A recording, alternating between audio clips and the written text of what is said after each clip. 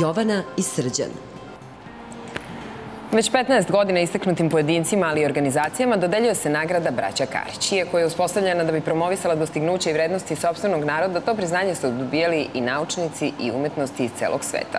Ovog jutra moji gosti su Milanka Karić, dobro jutro i dobrodošli, i dvojica, ona je inače počasni predsjednik Karić fondacije, mada verujem da to svi znaju, i dvojica dobitnika, Sergij Pantelemonović Sitko, profesor nuklearne fizike, dobro jutro i dobrodošli, i Aleksandar Porfirijević Toršin, predsjednik humanitarne fondacije Sveti Sava Osvećeni. Dobro jutro i dobrodošli. I u prevodu će nam pomagati Zorica Savić. Dobro jutro, Zorice, vama i dobrodošli. Milanka, da krenemo od vas. Ajde da krenemo od oblasti u kojima se nagrade dodeljuju. Ima ih više. Koje su to oblasti? Pa za oblast kultura i umetnost ove godine dobitnik je Vlatko Stefanovski. Oblast novinarstvo, žurnalistika i izdavaštvo, takođe jedna izuzetna ličnost ove godine, Zefirimo Grasi, dakle znate da je on već 30 godina urednik Politikinog zabavnika. Oblast nauke i naučnog istraživačkog rada, gospodin Sitko. Oblast ekonomije, ove godine smo izabrali vinariju Zvonko Bogdan, jer je, jel tako, proizvodnja vina umetnost u poljoprivredi. Zatim oblast mir, saradnje i prijateljstva među narodima. Zaista i ove godine imamo izuzetnu ličnost, a to je vrhovni rabin Jevrejske zajednice u Srbiji, gospodin Isak Asil. Oblast humanitarnog rada, naš uvaženi gost, gospodin Toršin i njegova supruga Nina, koji su zajedno, dakle, osnivači tog fonda. I jedna izuzetna ličnost zaista ove godine, naš deda Đorđe Mihajlović, čuvar srpskog groblja na Zentilniku. Međutim, on neće moći da dođe zato što se neposredno pred ovaj događaj razboleo. Međutim, mi smo otišli do njega, sve to snimili, uručili mu našu nagradu, tako da je to zaista za nas jedno veliko, da tako kažem, priznanje da su svi oni tako veliki i značajne ličnosti prihvatili našu nagradu. Da, i time zaista možete da se pohvalite da praktično prethodnih 15 godina dodeljujete toliko nagrada da mogli biste da napunite i Sava centar, recimo, koliko je tu bilo dobitnika. Jeste li u kontaktu sa ljudima koji su vašu nagradu primili? Sa svima, naravno, i pravimo sada jedno udruženje prijatelja fondacije, otprilike to će biti naši laureati i njihovi prijatelji, i plan je da se jednom bar godišnje družimo mimo nagrade, jer za nagradu sve pozivamo i svi dolaze koji su u tom momentu u situaciji i u prilici da dođu. Tako da zaista od njih imamo veliku pomoć u ciljevima i onom što inače fondacija radi. Tako da to je zaista... Sad da krenemo od profesora nuklearne fizike. To tako zvuči komplikovano. Već dovoljno samo po sebi. Господин профессор ядерной физики, это звучит довольно сложно. Sad, kakvi su to napreci, promene u ovoj oblasti koje se vi bavite? Zbog čega sada vam je došla nagrada? Вообще, какая причина именно, что вам присуждена награда? Я хочу сказать, что... Хочу да кажем, да. Медицина, биология, существующая до сегодняшнего дня, не имеет научного основания. Neke dobre osnove. Основная предпосылка медицины, что вроде бы возникает ни с того ни с сего. Живое возникает ни с того ни с сего. Kaže da u stvari sve živo postaje faktički ni iz čega. Что достаточно соединиться dovoljno je da se spoje, znači jajna ćelija i spermatozoid, i onda će nastati čovek. To je iluzija. Этого никогда не будет. To ne može da se desi nikad. Život je četvrti nivo kvantne prirode.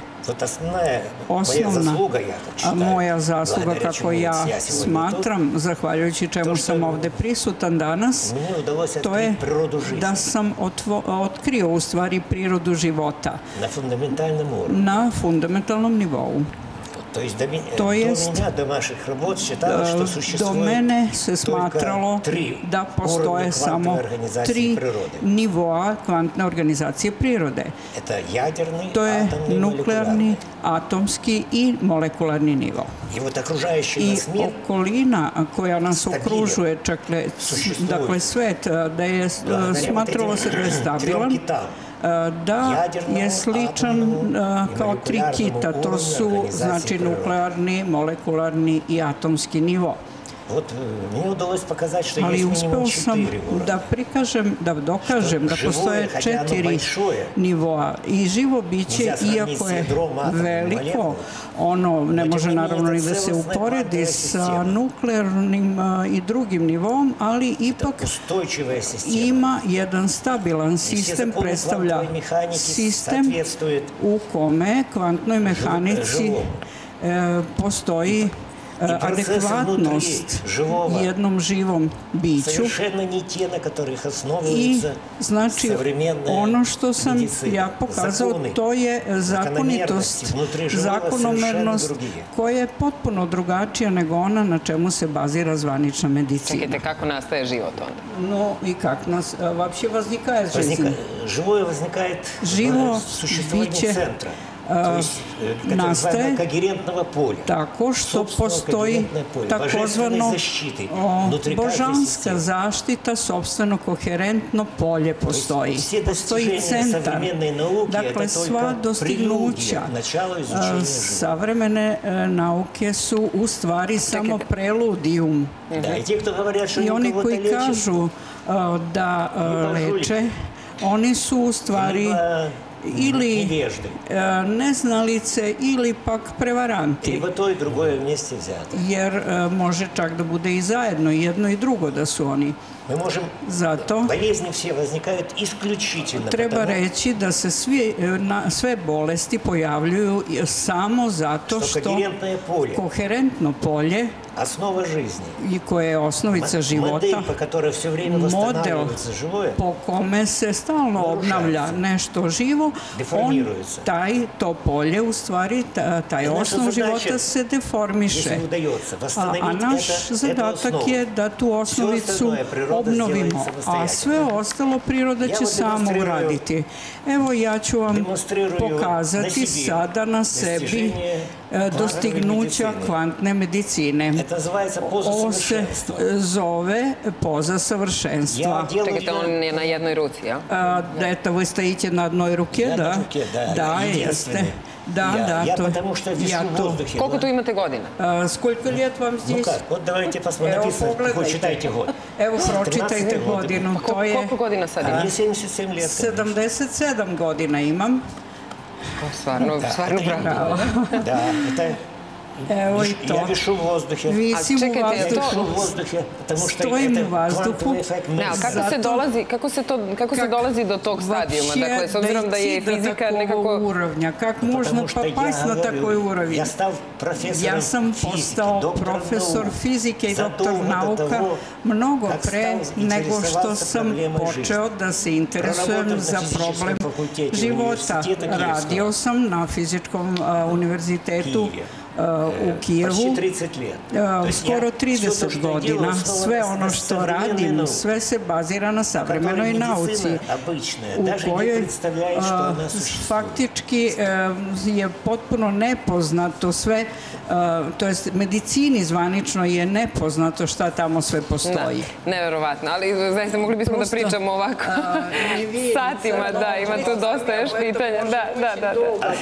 Ja хочу еще, если есть 15 секунд. Ako imam još 15 sekundi da kažem ove momente neke da... 3 mjeseca do Novog года, который прошел. Pre 3 meseca, to jest na 3 meseca pre Nove godine, koja je prošla. Stalno mi je se pojavljivao u snu Buda i govorio mi je da dođem u Šrilanku. Ja sam već bio, ali ipak mi je Buda govorio u snu da dođem u Šrilanku i ubedio me. Pred Novu godinu, 30. decembra, stižem sa ženom i sinom u Šrilanku i 30-го, первый же день мы поднимаемся prvog dana kad smo se penjali u hram Bude, to je bio Buda od 20 metara, on je bio u pozi lotosa i šta je najvažnije, radi, znači vežbe, one koje sam ja pronašao svojom fundamentalnom naukom, znači sve ono što je u elektrodinamici i u drugim oblastima na kojima sam ja radio. Matematika, sve on što radi prstima. To su vežbe koje učim moje pacijente. Dakle, na taj način može se postati potencijalno besmrtan. To je u stvari kvantna mehanika, a i Bog predviđaju da je u stvari život ljudski predviđen na 1000 godina.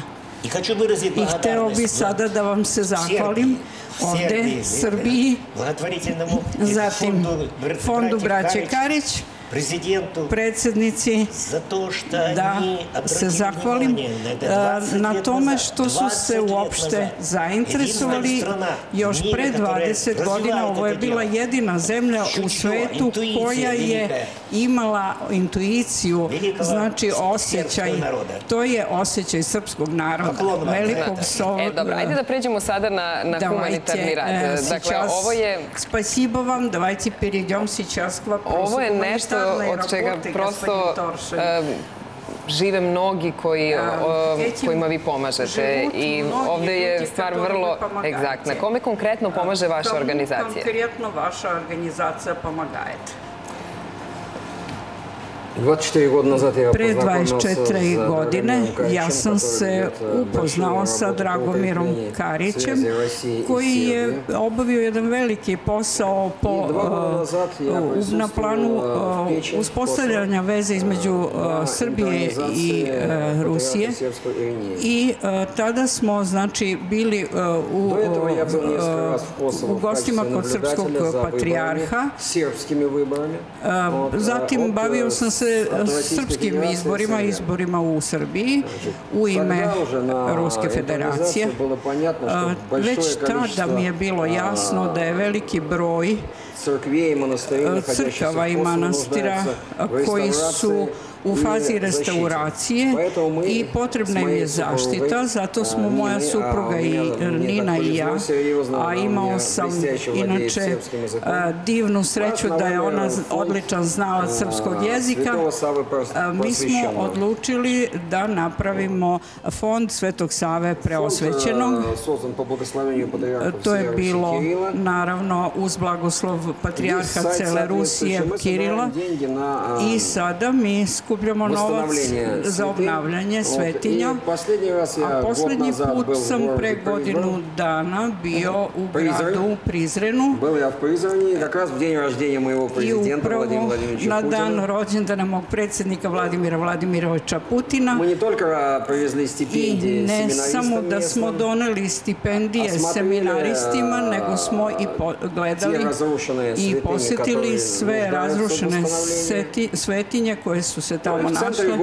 U centru grada smo naravno proslavili i rođendan našeg predsjednika, pevali smo ruske i srpske pesme i naravno odlučili da se i dalje bavimo tim poslom. Srbija je prioritetni pravac u Ruskom parlamentu. Imao sam susret sa srpskim predsjednikom, razmotrili smo juče neka pitanja vezano za Kosovo. Možda su postavljena i neka, možda ćemo postaviti i neka neprijatna pitanja Evropskoj uniji, zašto se dogodilo. Dobro, ali da ne idemo, čekajte, da ne idemo u politiku, da, nemamo ni vremena za to. Dakle, konkretno, za koga skupljate novac? Для кого вы собираете деньги? Za восстановление srpskih srpskih svetinja na Kosovu. Hvala vam puno, samo večeras koliko sati? Спасибо большое вам всем. U 19:30 u Narodnom pozorištu. Znači, ja bih samo naglasila koliko je važan ovaj fond koji su osnovali gospođa i gospodin Toršin, jer će zaista biti sredstva potrebljena za restauraciju skrnavljenih spomenika kulture i manastira na Kosovu i Metohiji, što je za nas najbitnije. Hvala vam puno na gostovanju. Hvala vama. Vesti su na redu, pa vremenska prognoza.